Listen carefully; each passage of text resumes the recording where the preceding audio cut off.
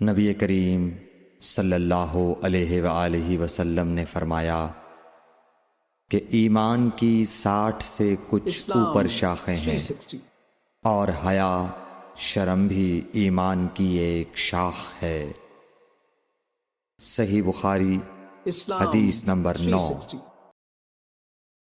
حضرت محمد مصطفیٰ صلی اللہ علیہ وآلہ وسلم نے فرمایا، مسلمان وہ ہے جس کی زبان اور ہاتھ سے مسلمان بچے رہیں، اور مہاجر وہ ہے جو ان کاموں کو چھوڑ دے جن سے اللہ نے منع فرمایا۔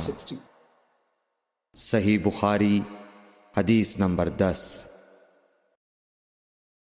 لوگوں نے پوچھا، یا رسول اللہ، کون سا اسلام افضل ہے؟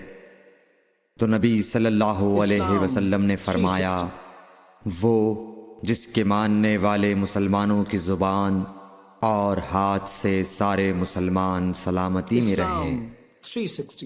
صحیح بخاری حدیث نمبر 11۔